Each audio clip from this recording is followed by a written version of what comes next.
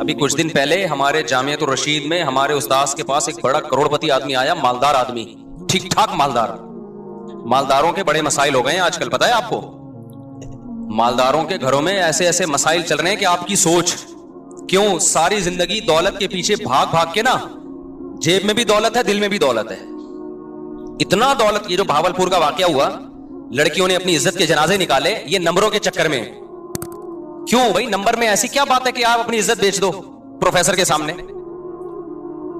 हमारे लिए नंबरों की वैल्यू नहीं है, इन लड़कियों के लिए बड़ी वैल्यू है, क्योंकि इससे इनका फ्यूचर वाबस्ता है। इनको पता है जब तक अच्छे नंबर नहीं आएंगे अच्छी जॉब नहीं मिलेगी, अच्छी जॉब नहीं मिलेगी पैसा नहीं आएगा, पैसा नहीं आएगा तो गरीब रहेंगे, गरीब रहेंगे तो नाकाम हो गए। तो जब नाकामी गुर्बत में समझ ली गई है तो वो इज्जत बेचने के लिए भी तैयार है, उनके लिए कोई बड़ा मसला नहीं है ये। वो दूसरे की जिनसी तस्कीन के लिए भी तैयार है, बस पकड़े ना जाए, पता ना चले, छुप के सब कुछ हो सकता है। ये हमारी यूनिवर्सिटियों ने जहन बनाया है लोगों का कि पैसा ही सब कुछ है, खुदा का खौफ, अल्लाह, आखिरत, ये यूनिवर्सिटियों के टॉपिक ही नहीं है। नहीं, यही बात मेरा ख्याल है। मुझे बहुत लोगों ने कहा भावलपुर यूनिवर्सिटी में ऐसा हुआ, बयान दें। मैंने कहा क्या बयान दें, एक यूनिवर्सिटी में हो रहा हो तो हम बयान देना। तो पता नहीं कहा क्या क्या हो रहा है यूनिवर्सिटियों में, तो बहुत कुछ हो रहा है। जब आपने दिमाग ये बना दिया लड़कियों का कंपटीशन, नंबर, तरक्की तरक्की तरक्की तरक्की, बस, तो उसका रिजल्ट तो यही निकलेगा। यूरोप में तो इससे भी आगे होता है, आप क्या समझ रहे हो? उनके लिए तो ये छोटे छोटे मसाइल हैं, उनके लिए तो ये मसला ही नहीं है ना। अगर उनको इस पे वो तो कहते हैं तो है, ये तो पता नहीं छिछोरी बातें, ये पाकिस्तानी लोग इस तरह की बातें करके डिप्रेशन में जाते हैं। उनके लिए तो ये बहुत छोटे मसाइल हैं। तो वो तो अगर मर्जी से हो रहा है वो तो फिर सब कुछ जायज है उनके यहां। तो जब आपने हर चीज, दौलत को, पैसे को, इज्जत को, शोहरत को, और वो नंबरों से ही हो रही है। एक यूनिवर्सिटी के तालिब इल्म या तालिबा के लिए सबसे ज्यादा वैल्यू किसकी है? नंबरों की है। तो नंबर उसको मिल रहे हैं तो आखिरत का कहां से खौफ होगा उसके दिल में? वो तो कहेंगे हम नाकाम है अगर हमें नंबर नहीं मिले। तो मैं बता रहा था, वो करोड़पति ताजिर आए हमारे उस्ताद से मिले, उन्होंने बताया कि मैं इस कदर डिप्रेशन में हूं कि बता नहीं सकता। उन्होंने कहा मैंने सारी जिंदगी बीवी को अच्छा खिलाया, औलाद को अच्छा खिलाया, अब तन्हाई में सिसकियां ले रहा हूं, खांसता हूं तो कोई पानी का पूछने वाला नहीं है। समझ में आ रही है बात कि नहीं आ रही है? खांसता हूं ना, कोई बेटे को ये तौफीक नहीं मिलती कि पूछ ले अब्बा पानी तो नहीं चाहिए। हालांकि उसके एहसानात अपनी बीवी बच्चों पे एक गरीब आदमी से कई गुना ज्यादा है, लेकिन बीवी को पैसा खिला खिला के पैसे का हवस दिल में डाल दी। इतना पैसा मिला बीवी को कि वो समझने लगी कि दुनिया में सब कुछ क्या होता है, पैसा। ख्वाहिशात पूरी हो रही है ना। बच्चे भी एक आध बच्चे ज्यादा पैदा नहीं किए ताकि इनको ज्यादा पैसा खिलाऊं मैं, तो बच्चे भी एक आध हैं। अब वो एक ही, जब वो भी पैसे का मरीज है, उसको पता है मेरे बाप ने नस्ल क्यों रोकी है, पैसा बचाने के लिए। तो पैसा बचाना असल मकसद कायनात है, लिहाजा हम भी क्या करेंगे, पैसा बचाएंगे। तो पैसा तो भाई औलाद पे खर्च करो तो भी कम होता है, बाप पे खर्च करो तो भी कम होता है। नहीं आई खोपड़ी शरीफ में बात? भाई जब बच्चे रोके जाएंगे इसलिए कि औलाद ज्यादा होगी तो उन पे खर्च होगा, जब खर्च होगा तो पैसे कम हो जाएंगे। तो वही फलसफा तो अब्बा पे भी आता है ना सादिक। तो फिर अब्बा पे भी खर्च करने से कम होते हैं तो बेटे पे खर्च करने से भी कम होते हैं, तो नस्ल रोको। तो जब ये दिमाग शरीफ में बैठ गया कि पैसा जितना रोका जाएगा बढ़ेगा, तो भाई फिर तो गरीब पे खर्च करो या अब्बा पे खर्च करो, कम तो दोनों सूरतों में हो रहा है। क्यों नहीं समझ में आ रही? काश मैं किसी तरह ना अपनी बातें खोपड़ियों में डाल दूं, मुझे समझ में नहीं आता मैं समझाऊं कैसे। एक ही टॉपिक को मैं 20 साल से चीख रहा हूं, लेकिन लोग समझ नहीं पा रहे या मेरे अंदर ताकत नहीं है समझाने की। खुदा की कसम मजहब को फॉलो नहीं किया ना, जो इस्लाम कह रहे हैं ना, आंख बंद करके मानते चले जाओ, इससे तुम्हारी दुनिया जन्नत बन जाएगी, आखिरत तो बाद में। हमने तो उलमा को देखा है, खुदा की कसम जेब में थैला नहीं है, ऐसे खुश हैं इतने। हम पैगंबर से बढ़कर कौन होगा? हमारे नबी के घर में 40 दिन खाने को रोटी नहीं, चूल्हा नहीं जलता, 9 बीवियां, बेवा से शादी, और उसके यतीम बच्चे लेके पाल रहे हैं। ऐसा नबी नस्ल रोकने का हुक्म देगा तुम्हें? अबे क्या हो गया? देखो एक नबी है जो गुर्बत की इंतहा को पहुंचा हुआ है, वो शादी भी कितनी कर रहा है? 9 बीवियां एट अ टाइम। उनके खर्चे 9 गुना बढ़ गए ना हम लोगों से, और अपनी नस्ल भी नहीं रोक रहे। वो तो अल्लाह ने आपको औलाद नहीं दी, उसमें बड़ी हिकमतें थी, ताकि नबी की औलाद में बेटा नहीं अल्लाह ने दिया ना, बेटे हुए तो, क्योंकि आप आखिरी नबी हैं। क्योंकि जो नस्ल चलती है ना पैगंबरों की, वो तो सारी औलादों में चलती है ना, तो अल्लाह ने आपको नरीना औलाद को जिंदा ही नहीं रखा ताकि नबूवत का बिल्कुल दरवाजा बंद हो जाए, कोई आपकी नरीना औलाद हो ही नहीं कि ताकि कोई बात में कह सके कि नबी आ सकता है नहीं। उसमें बड़ी हिकमतें थी। लेकिन हमारे नबी गुर्बत की इंतहा पे शादियां भी कितनी कर रहे हैं? 9 बीवियां, और एक उम्मे सलमा जो बेवा थी उनसे भी निकाह किया। उन्होंने कहा मेरे बच्चों का क्या होगा? फरमाया बच्चे भी ले आओ। हमारे यहां जो लिबरल तबका है वो कह रहे हैं अपने बच्चे पैदा ना करो, इससे तुम्हारी आमदन क्या हो जाएगी? कम। और पैगंबर क्या कह रहे हैं? इतनी कम जितनी मेरी है, यानी नबी बज़बान हाल बता रहे हैं इतनी तो किसी की भी कम नहीं हो सकती। और ऐसे में मैं पैदा करना तो दूर की बात, दूसरों के बच्चे भी क्या कर रहा हूं? अपनी कस्टडी में ला रहा हूं। तो इस्लाम और ये लिबरल लोगों के नजरियात 180 डिग्री पे है कि नहीं है, मुझे ये बताओ खाली। तो इस्लाम क्या समझाना चाह रहा है पैगंबर की सीरत से? भाई पैसा कमाओ, फिक्र करो, लेकिन इंसानों पे खर्च करना मत छोड़ो। ना इंसान की नस्ल को रोको ये सोच के कि खा जाएगा हमसे, ना माँ बाप पे खर्च करना रोको ये सोच के कि कम हो जाएंगे। बल्कि नबी ने फरमाया सदका करने से माल कम नहीं होता बल्कि बढ़ता है। ऊपर वाला हाथ अल्लाह को नीचे वाले हाथ से ज्यादा महबूब है। इसलिए मुसलमान, हमने उलमा को देखे एक धेला भी जेब में नहीं है, टेंशन में फिर भी नहीं है, खर्च फिर भी कर रहे हैं। हमारे नबी तो गरीब आता था उधार लेके दे देते उसको। कितने सहाबा ऐसे हैं कि शहादत के वक्त पता चला करोड़ों रुपए कर्जा था इनके ऊपर।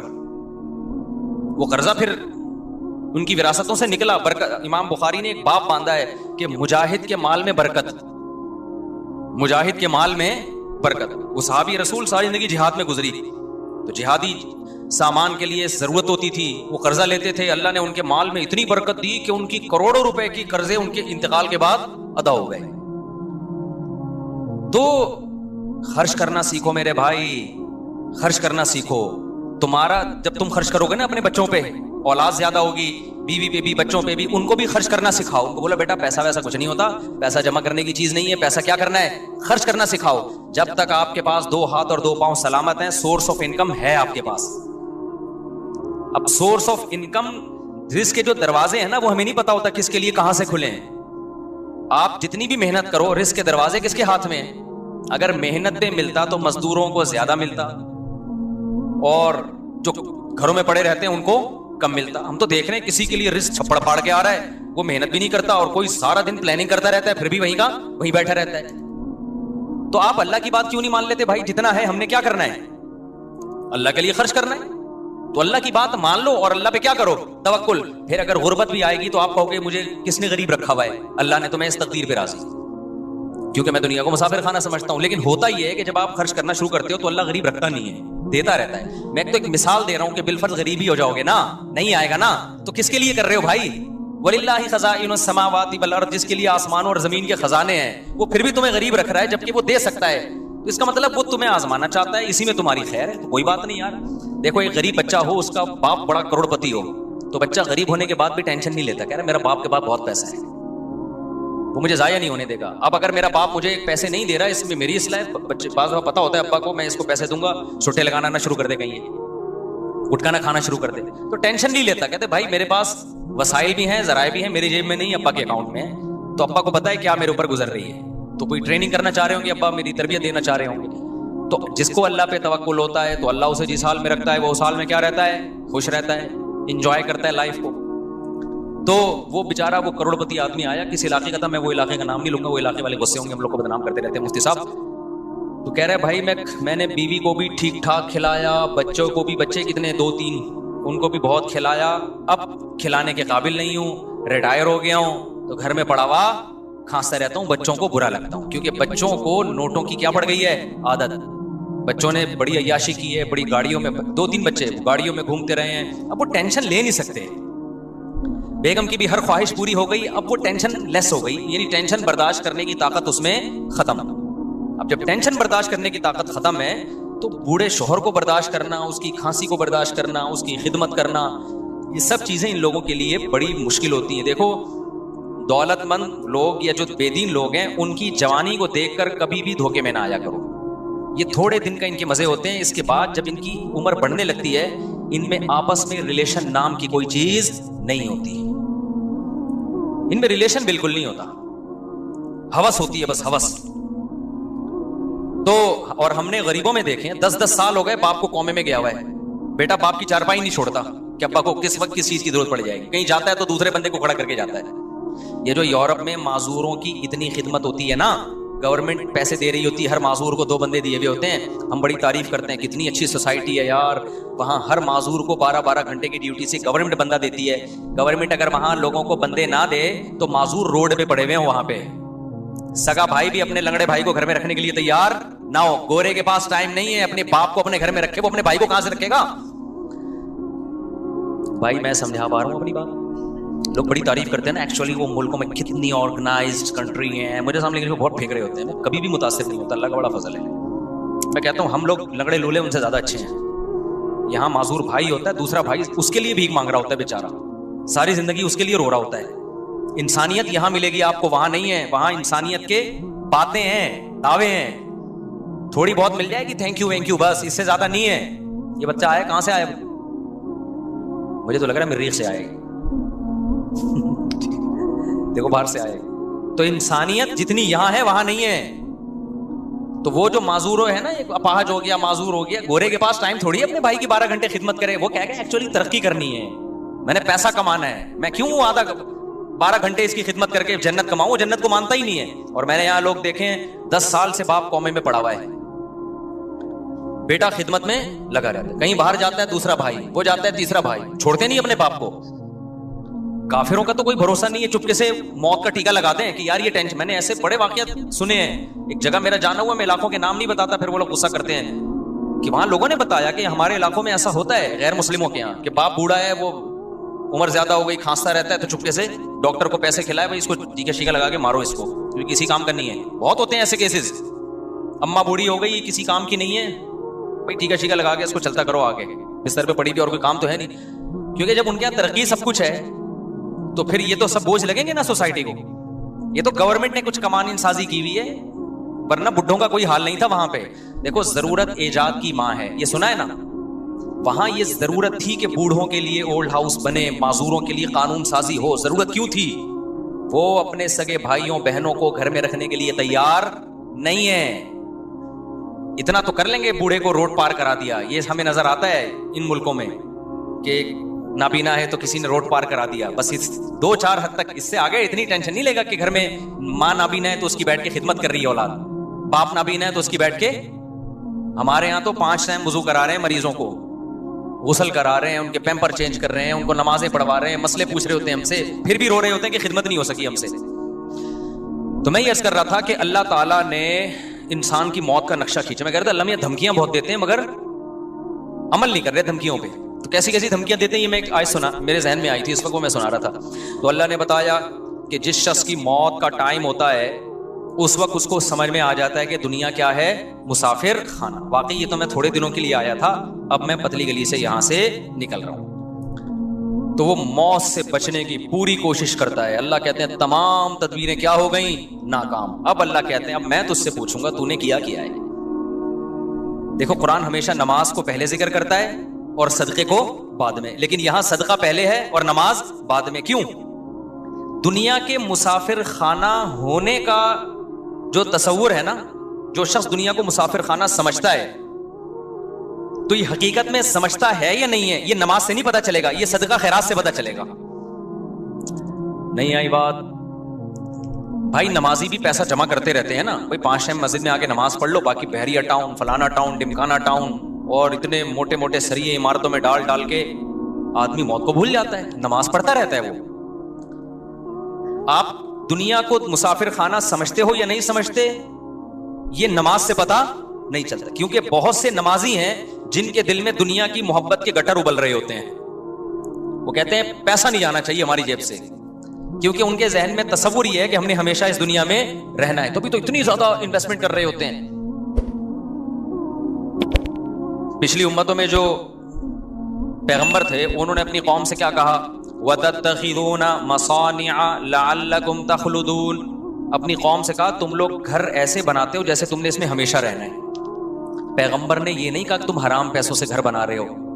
पैगंबर ने ये नहीं कहा तुम चोरी के पैसों से घर बना रहे हो, रिश्वत के पैसों से बना रहे हो। ना ना ना, हलाल पैसों से बना रहे थे। लेकिन पैगंबर को एतराज ये था कि इतने मजबूत बना रहे हो जैसे तुमने यहां से कभी मरना है ही नहीं। मैं समझा पा रहा हूं?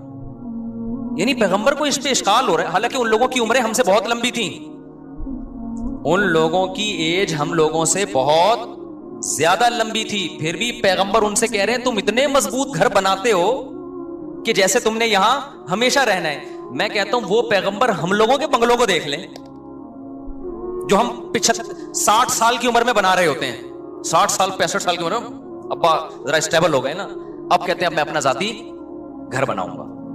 तो वो पैगंबर अगर हम लोगों को आके देख लें, अबे तू कितना कंक्रीट डाल रहा है इसमें, इतना मोटा सरिया डाल रहा है, और तेरी उम्र रह गई है 5, 6, 10 साल बमुश्किल, करोड़ों रुपए तो इसमें फूंक दिए तूने, तो उनको हम पे कितना इतराज होता होगा। ये बातें मेरी भी समझ में नहीं शायद आ रही, आपकी भी नहीं आ रही, लेकिन जब आंख बंद होने लगेगी तो ठा करके समझ में आ जाएंगे। कहेंगे यार जबरदस्त बातें करके गए थे मुफ्ती तारिक मसूद साहब, बिल्कुल एकदम जबरदस्त। मैं जा रहा हूँ यार, किधर 2-3 करोड़ तो इधर फूंक दिया मैंने, इतना बड़ा बंगला बना लिया यार, 2 फुट की कब्र है मेरी, 6 फुट की 7 फुट की कब्र है, जिसमें मैंने भी जाने मैंने कर किया है। तो फिर भी मैं बार बार कहता हूं मैं घर बनाने के खिलाफ नहीं हूं, अल्लाह ने बहुत दिया तो बना लो बच्चों के लिए, ऐसा ना कब्र पे खड़े होकर लात मार रहे हैं बस स्पीड से पैदा, तो मुफ्ती साहब का बयान सुन के इतने कर दिए, हमें रोड पे छोड़ के चले गए हो आप। लेकिन कोई तो हद होनी चाहिए ना, कहीं तो ब्रेक लगे।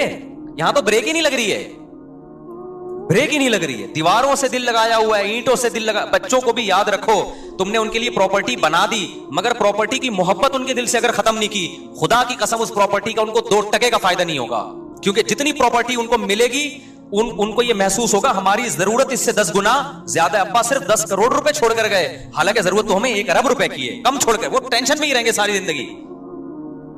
देखो मेरे अब्बा मेरे लिए प्रॉपर्टी छोड़कर गए थे, खुदा की कसम हमें ये एहसास हो रहा था हमें जरूरत तो 5 रुपए की भी नहीं है, अब्बा पता नहीं क्यों इतने छोड़ के चले गए हमारे लिए। नहीं, ये बात मेरा ख्याल है, क्योंकि हमारे अब्बा ने प्रॉपर्टी को इतना फोकस नहीं किया था जितना हमारी दीनी तरबियत को फोकस किया था उन्होंने। नतीजा ये निकला कि अब्बा हमारे लिए जब कुछ छोड़कर गए तो हमें ये रहता यार इतना हमें जरूरत तो क्यों जरूरत नहीं थी। मैं कह रहा था यार हमें तो मदरसे से 4000 रुपए तनख्वाह मिलती है, तो हमें तो उसमें नाश्ता भी हो जाता है, 2000 की, सन 2001 की बात कर रहा हूं, उसमें मेरा खाना भी हो जाता है, रात का खाना भी हो जाता है, और सर छुपाने की जगह मुझे वैसे ही मिली हुई। अब्बा ने घर जो है तो उसमें हम रहते तो है ना, नहीं अब्बा निकाल देंगे तो मदरसे वाले उस्ताद रख लिया था, वो कहीं ठिकाना दे देंगे, तो जरूरत तो इसकी भी नहीं है। तो मुझे ऐसा लग रहा था अब्बा पता नहीं इतने लाख का प्लॉट क्यों छोड़ के चले गए हमारे लिए। तो हमें वो इजाफी क्या लग रहा था, अब्बा का एहसान लग रहा था, यार इतना एहसान कर दिया, हालांकि हम इतने सारे बहन भाई माशाल्लाह, तो उसमें बरकत भी हो गई। लेकिन अगर आपने आज माँ बाप फोकस कर रहे हैं पैसे को, कि बच्चे को कमाऊ पूत बनाओ, पैसा नोट छापे, उसको बार बार पैसों की वैल्यू उसके दिल में, और खुद भी अपने अमल से ये साबित करते हैं कि बेटा सब कुछ पैसा ही होता है। नतीजा ये निकलता है कि आप 1 करोड़ 10 करोड़ भी छोड़ के जाओगे ना, बच्चा नाशुक्रा होगा कि मेरे बाप ने मेरे लिए कुछ भी नहीं किया। क्योंकि नबी सल्लल्लाहु अलैहि वसल्लम ने फरमाया कि लौ कान लिब्नी आदम वादियम मिन ज़हब अहब्बा अन यकून लहू वादियान वलन यमला अफाहु इल्ला तुराब, मुत्तफक़ुन अलैहि, हदीस है बुखारी मुस्लिम की। नबी ने फरमाया अगर इंसान को सोने की एक वादी दे दी जाए, आप ये समझते हो ना कि यार देखें हमें से हर शख्स ये समझता है अगर मैं एक्चुअली इतने पैसे आ गए ना तो मैं सुकून से बैठ जाऊंगा, फिर मेरी नीड बस ये दुआ करें मेरे पास इतने आ जाएं। ओ भाई अभी इतने हैं नहीं, इसलिए तुझे लग रहा है इतने आएंगे तो तुझे सुकून आ जाएगा, इतने में थोड़े दिन के लिए आएगा, उसके बाद तू कहेगा कि काश ये तो बहुत थोड़े हैं यार, इस महंगाई के दौर में 25-30 करोड़ में कहां गुजारा हो। कुछ सोचो यार, ये मैं सुनता हूं लोगों की बातें ना, लोग मेरे साथ तो सब इस महंगाई के दौर में 30 करोड़ में कहां गुजारा होते हैं। आप कह रहे होगे कि यार ये 30 करोड़ में, तो भाई आप गरीब हो इसलिए आपको लग रहा है गरीब हो।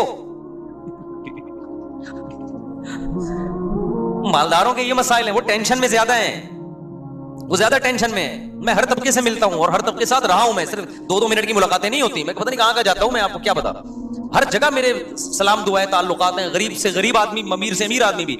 मुझे जितना सोसाइटियों को कंपेयर करने का मौका अल्लाह ने दुनिया में दिया है शायद आपको नहीं दिया हो, और मैं बचपन से मुझे ऑब्जर्व करने की मेरे अंदर हिस्सा है, जज करने की बचपन से हिस्सा है। मैं हमेशा बचपन से ही देखता रहता हूं सोसाइटी को, ये हो क्या रहा है, इसको आप कुछ भी कह सकते हैं कि बीमारी कह सकते हैं, ये कुछ भी कह सकती है मुझे बचपन से, कि जब भी आता हूं ना देखता हूं ये क्या है। मैं घरों में गया, उनके बुढ़ा बाप पड़ा हुआ है, कमा कमा के खिला दिया, अब जब बुढ़ा हो गया तो ना बच्चे उसको पूछ रहे हैं। ऐसे मैंने खुद अपनी जिंदगी में अब्बा देखे हैं, ना बेगम पूछ रही है ना बच्चे पूछ रहे हैं, रो रहा है मेरे सामने आंसुओं से, कह रहा है ये घर मैंने इनको बना के दिया, बाहर मुल्क जाके पैसा भेजता रहा, ये खाते रहे, बुढ़ा होके जब रिटायर होके आया हूं अब मैं किसी काम का नहीं हूं, अब मैं कोई ऑर्डर देता हूं ना, थोड़ी ऊंची आवाज में बात कर लूं तो इनके माथे पे लकीरें आ जाती हैं, इनके माथे पे लकीरें आ जाती हैं कि हमसे बात क्यों तमीज से नहीं कर रहे वालिद साहब। समझ रहे हो कि नहीं समझ रहे? तो ये तो अल्लाह ने हमें मदरसों में भेज दिया, तो भाई हम थोड़े बहुत टूटे फूटे कुछ इंसान के बच्चे बने नहीं बने, लेकिन इतना पता चल गया कि इंसान के बच्चे की डेफिनेशन क्या है, ठीक है। हमारे यहाँ तो पब्लिक को यही नहीं पता इंसान का बच्चा कहते किसको है। तो अल्लाह मियाँ ने क्या कहा, अल्लाह कहते हैं अब तू मर रहा है, सूरह क़यामा में ना अल्लाह कहते हैं अब तू क्या हो रहा है, मर रहा है, अब तुझे पता चल गया कि मुसाफिर खाना था या नहीं था। अल्लाह कहते हैं लेकिन अब नहीं छोड़ूंगा। फला सद्दका, तूने सदका नहीं किया। आप कहें हमने तो किया है। आपने, हम और आपके सदके ऐसे होते हैं, वाइपर वाला आया था 5 रुपए, वो नहीं गाड़ी के शीशे पे मार रहा होता, 5 रुपए उसको दिए थे। वो हमारे एक दोस्त थे, बड़े मदरसे में मज़ाहिया ना, तो वो क्या हुआ कि एक बड़ी शख्सियत का इंतकाल हो गया। अब लोग उनके बारे में तबसरा कर रहे हैं कि कोई कह रहे नेक आदमी थे, कोई कह रहे नहीं बुरे आदमी थे, कोई ऐसे कोई सेलिब्रिटी थी जो जिसका इंतकाल हो गया ना। तो हमारे मदरसे में कहा नहीं बहुत नेक थे, एक तालिब ने कहा बहुत नेक थे। एक दिन मैंने उनको टोपी पहने हुए देखा था, वो बहुत नेक थे, एक दिन मैंने उनको टोपी पहने हुए देखा था। तो हमारी नेकी भाई यही है कि एक दिन हम टोपी पहन लेते हैं, एक दिन हमने 5 रुपए किसी को दे दिए, 10 रुपए उसको दे दिए, ठीक है, ना होने से भी बेहतर है। इत्तकुन्नार वलौ बिशिक्कि तमरा, हदीस में आता है आधी खजूर सदका कर सकते हो वो भी करो। लेकिन इससे ये साबित नहीं होता कि आप दुनिया को क्या समझते हो, मुसाफिर खाना। मुसाफिर खाना होने का जब पता चलता है, जब रोकड़ा जब आपकी जेब से निकले तो थोड़ा सा दिल पे आपके आरे चले कि ये क्या हो गया यार, ये तो सच्ची मुच्ची का अल्लाह पे ईमान ले आया मैं है। जिसका सच्ची मुच्ची का ईमान होता है वही बड़ा कुछ कोई ऐसा खर्च करता है जो जिसको खर्च करना कहते, जो सहाबा करते थे। कुरान की आयत नाज़िल हुई, लन तनालुल बिर्रा हत्ता तुनफिकू मिम्मा तुहिब्बून, महबूब चीज जब तक सदका नहीं करोगे नेकी की हकीकत तक नहीं पहुंच सकते। साहबी आए, या रसूलल्लाह मेरी महबूब चीज तो मेरा बाग है जो मेरा सोर्स ऑफ इनकम है। तो अल्लाह कह रहे महबूब चीज सदका करो, ये सारा मैंने सदका कर दिया। यार कितना जिगरा चाहिए। मैं नहीं कह रहा आप लोग ये काम करें क्योंकि कल घर में फाका पड़ा तो बड़ी मुसीबत हो जाएगी, लेकिन सहाबा, इसका मतलब भाई वो एक यतीम पे ईमान लेकर आ रहे हैं नबी सल्लल्लाहु अलैहि वसल्लम पर, और आपने ना, उन लोगों ने ना जन्नत देखी ना जहन्नम देखी। देखो मजहब को सब लोग फॉलो करते हैं, हर शख्स अपने मसलक को, अपने मजहब को किसी न किसी, हिंदू भी फॉलो करता है, वो भी होली तो मना ही लेता है ना, लेकिन ये फॉलो वो फॉलो नहीं है जिसमें यूं कहें कि इसको मजहब के सच्चे होने का यकीन है। ईसाई भी इतवार को चर्च चले जाते हैं कि नहीं जाते, सिख अपनी रसूमात पूरी करने चले जाते हैं, लेकिन बड़ी कुर्बानी मजहब के लिए कोई नहीं देता जब तक उस मजहब के 100% सच्चा होने का यकीन ना हो। वो सिर्फ मुसलमान देता है कुर्बानी। समझ में आ रही है बात कि नहीं आ रही है? वो सहाबा ने दी है, आज भी लोग देते हैं। मैदान जिहाद में शहीद होते हैं कि नहीं होते? देखो काफिर भी लड़ता है, लेकिन काफिर कुव्वत की बेस पे लड़ता है। कुफरिया ममालिक भी हमला करते हैं ना दूसरे मुल्कों पे, उनको बड़ी पावर होती है, बड़ी ताकत होती है, उसके बाद लड़ते हैं वो। अगर उनको यकीन हो जाए ना कि हमारी किसी फौजी को 100% यकीन हो जाए ना कि इस जंग में मैं लाजमी मरूंगा, कभी भी नहीं लड़ेगा, वो भाग जाएगा, कहेगा मैं पागल हूं, मैं लड़के मैंने मिलेगा क्या? कह रहे अलाउंस मिलेगा, तो कह रहे मुझे थोड़ी मिलेगा अलाउंस। वो तो यकीन नहीं होता, लड़ रहे होते हैं तो मारे भी जाते हैं वो। तभी हमें जो लोग की जंगों में शरीक रहे हैं ना मुख्तलिफ मुल्कों की, उन्होंने बताया कि जब गैर मुस्लिम मुल्कों से लड़ाई होती है ना, तो गैर मुस्लिम जब मरता है ना फौजी मैदान जंग में, अजीब बदतरीन आवाजों से चीखें निकाल रहा होता है वो, जैसे कोई नहुसत आ गई इसके ऊपर। लेकिन वो कहते हैं हमने शुहदा भी देखे हैं, जब वो मरते हैं तो ऐसे मुबारक तरीके से और ऐसे जैसे इनकी तमन्ना थी है। बहुत फर्क है दोनों मौतों में, बहुत फर्क है। तो अबू तलहा अंसारी नबी के पास आए, अर्ज किया या रसूल अल्लाह, अल्लाह कह रहे महबूब चीज, तो मेरी महबूब चीज क्या है? मेरा बाग है। ये वो लोग हैं जो पैगंबर के लिए मैदान जंग में लड़ भी रहे हैं, भूख प्यास भी बर्दाश्त कर रहे हैं, और ला ला के पूरे बाग भी पैगंबर के कदमों में निशावर कर रहे हैं। लेकिन आप पैगंबर सल्लल्लाहु अलैहि वसल्लम का हौसला देखें। हमारे नबी कह सकते थे लाओ ये बाग मुझे दे दो, सहाबा फौरन देते कि नहीं देते? क्या ख्याल है? ये होती है लीडर की सिफात। सहाबा को यकीन आ गया था कि लीडर में लालच नहीं है। लीडर जो कह रहा है ना कि दुनिया मुसाफिर खाना है, तो ये लीडर हमसे ज्यादा इस दुनिया को मुसाफिर खाना समझते हैं।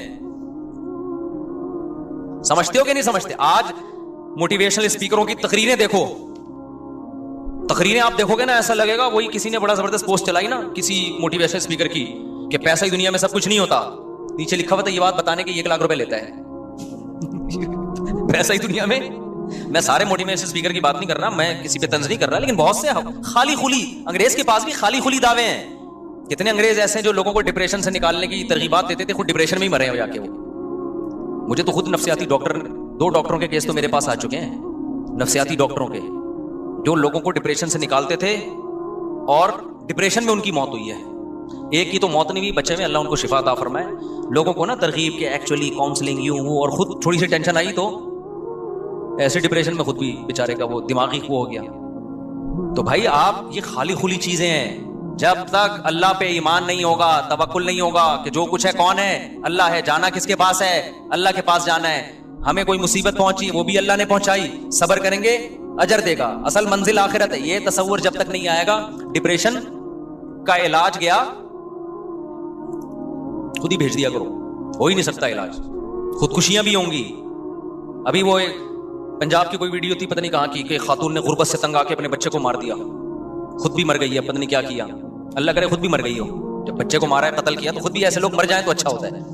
तो लोग कह रहे हैं ये हुकूमत को देखो, महंगाई पे कंट्रोल नहीं कर रही, लोग मर रहे हैं। मैंने कहा हुकूमत को बुरा भला कहने का ये मौके नहीं है। हुकूमत गलत कर रही है, महंगाई पे कंट्रोल नहीं कर रही वगैरह वगैरह, लेकिन कोई खुदकुशी करता है ना, उस मौके पे हुकूमत को बुरा भला मत कहो, उस मौके पे नहीं कहो। ये मौका उस खुदकुशी करने वाले को बुरा भला कहने का है।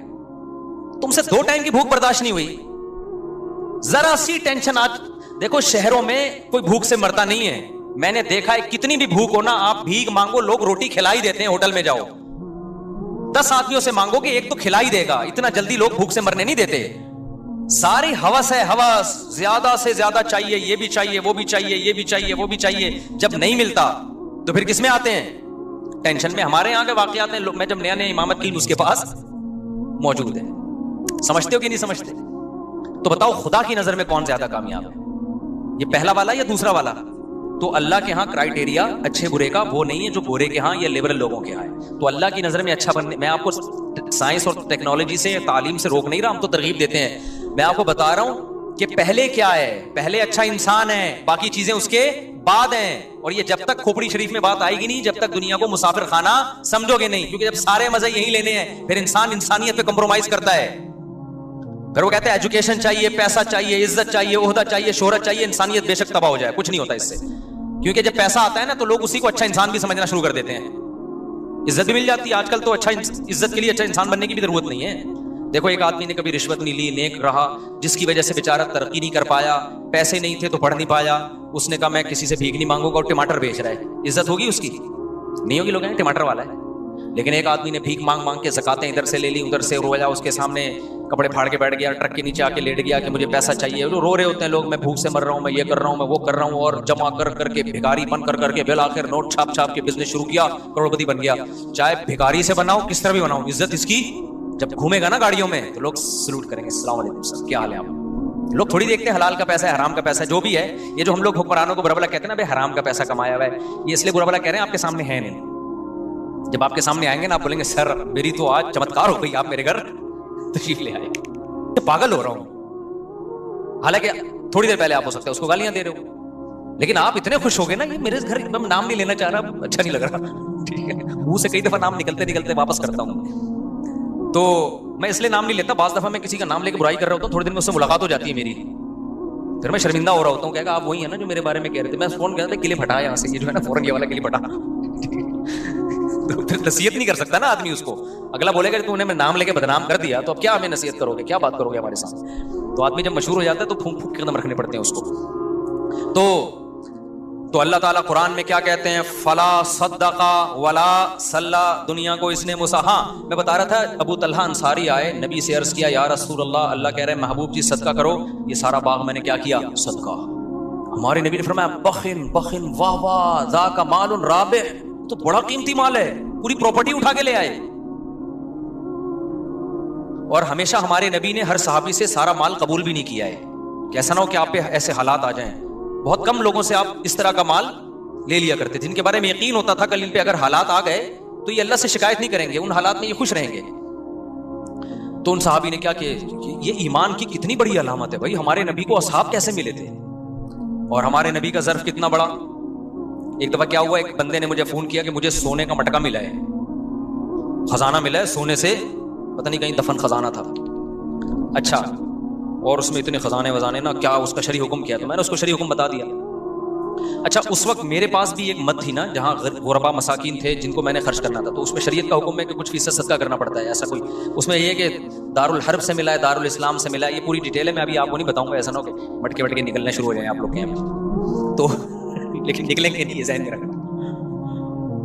मैंने उसको पहले तो मैंने नसीहत की, मैंने कहा अल्लाह के बंदे, ये तूने मुझे तो बता दिया, किसी को बताना नहीं, जब तक किसी कोई सही एतमाद ना हो ना किसी पे, बताना नहीं, वरना मटका तो बचेगा, तू जिंदा नहीं बचेगा।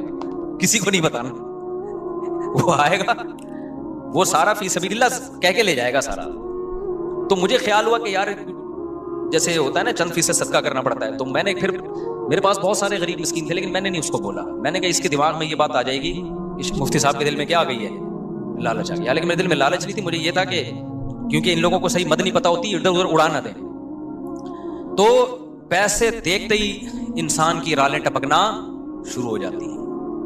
तो अब देखो नबी सल्लल्लाहु अलैहि वसल्लम का क्या मामूल था। जब वो सहाबी बाग लेकर आए तो आपने क्या फरमाया, ये गोरे के कल्चर में और इस्लाम के कल्चर में फर्क बता रहा हूं, जो मैं कई सालों से कोशिश कर रहा हूं आपकी खोपड़ी में ये सॉफ्टवेयर क्या हो जाए इंस्टॉल के। काफिर का रास्ता अलग है, हमारा लिबरल तबका, हमारी हुकूमत, हमारे स्कूल, हमारे कॉलेज इस ट्रैक पे हमें लेके जा रहे हैं, जबकि इस्लाम का ट्रैक 180 डिग्री पर है। हमारे नबी कह सकते थे गवर्नमेंट को दे दो, कह सकते थे कि नहीं कह सकते थे? हमारे नबी की एक रियासत थी कि नहीं थी? मदीना में आप बादशाह थे, आप अमीर थे, आप खलीफा थे, अल्लाह के खलीफा। आप कह सकते बैतुल माल में जमा करा दो, क्या ख्याल है वक्त पे काम आएगा? ना ना ना, आपने फरमाया अपने चचाजाद भाइयों को दे दो। गोरा कहेगा? बोलो ना, यूरोप की गवर्नमेंट कहेगी अपने चचाजाद भाई को दे दो। अमेरिका का सदर कहेगा, रूस का सदर कहेगा अपने चचाजाद भाई को दे दे। उनके यहां यही कि सब कुछ किसका है? गवर्नमेंट का। इस्लाम कहता है नहीं, उलुल अरहामी बादुहुम औला बिबाज, सबसे ज्यादा हक किसका है? रिश्तेदारों का। हमारे नबी को बताते हैं इनके चचाजाद भाई बहुत मोहताज हैं, अपने चचा के बेटों को दे दो। अब मुझे आप बताओ, गवर्नमेंट को देके भी आवाम को फायदा होता है, खुदा की कसम गरीब चचाजाद भाई है उसको देके जो फायदा होगा ना वो आप तसव्वुर नहीं कर सकते। चचाजाद भाई का दिल बाग बाग हो गया होगा कि नहीं हो गया होगा? उसके बाद क्या वो चचाजाद भाई अबू तलहा अंसारी को कभी भूखा मरने देंगे? वो जान पे खेल के उनको बचाएंगे। गवर्नमेंट ये काम नहीं करती है।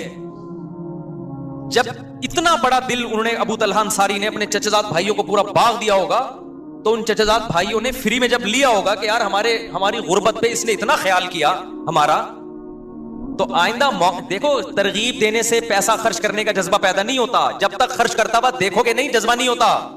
हमने अपने बड़ों को देखा है ना, ऐसे ऐसे अल्लाह की राह में उड़ाते हैं, तो उनको देख के हमारा भी दिल बड़ा होता है कि यार हमें भी चाहिए कि हम क्या करें, खर्च करें। तो अबू तलहा अंसारी के भाइयों ने क्या तसव्वुर कर सकते हैं उनको कभी भूखा मरने देंगे वो? लेकिन उलमा ने हिकमत लिखी है कि इससे दिल सख्त हो जाते हैं। इससे दिल क्या हो जाते हैं? पता है भाई, कौम समूद थी, अल्लाह का कहर आया उसके ऊपर, उन्हीं कुओं से आप पी भी रहे हो और आटा भी गूंद रहे हो, तो अल्लाह के अजाब का जो खौफ है ना वो आहिस्ता आहिस्ता क्या हो जाएगा, कम हो जाएगा। तो ये हिकमत थी इसमें। तो ऐसे इलाकों में, इलाका तो डिफेंस में तो हर तरह के लोग हैं, अच्छे भी बुरे लोग भी, लेकिन ऐसी जगह चौकीदारी करना जहां इस तरह के लोग रहते हो। तो हमारा पठान दोस्त है, उसने बोला यार हम भी, हमारे भी कहीं ऐसा ना हो जाए, थोड़े दिन में हमें भी अपने अब्बा क्या लगेंगे भाई बोझ लगेंगे। हम कहेंगे यार उसके तो जनाजा बाहर पड़ा हुआ है, अब्बा नहीं आ रहा और हम सारा दिन अब्बा के पांव दबाते रहते हैं। तो या तो वो बेवकूफ है या हम बेवकूफ है। थोड़े दिन में हो जाता है इंसान। उसने कहा, हमने कहा चौकीदारी छोड़ो, किसी मदरसे में ड्राइविंग करो फिर जाके। तो नबी सल्लल्लाहु अलैहि वसल्लम ने हजरत अबू तलहा को क्या हुक्म दिया? ये बाग चचेजाद भाइयों को बाज़ आपने बैतुल माल में भी जमा करवाया, वो भी जरूरत है, गवर्नमेंट को भी जरूरत होती है, लेकिन साहब बैतुल माल में भी देते थे, उनको पता था खर्च किस पे होगा। हमारे यहाँ तो लोग टैक्स नहीं देते, ज़कातें बहुत देते हैं। टैक्स क्यों नहीं देते? लोगों को हुकूमतों पे एतमाद नहीं है। और खुदा की कसम ये हमारा मजहब है जिसकी वजह से मुल्क चल रहा है, वरना गरीब को यहाँ कोई थूकने के लिए तैयार ना हो, क्योंकि गवर्नमेंट के ना तो ओल्ड हाउस है ना गरीबों और माजूरों की मदद है। ये तो मजहबी जज्बा है जिसकी वजह से हम माजूरों को घरों में पाल लेते हैं, बूढ़े माँ बाप को घरों में रख लेते हैं हम लोग। तो खैर मैं कुरान की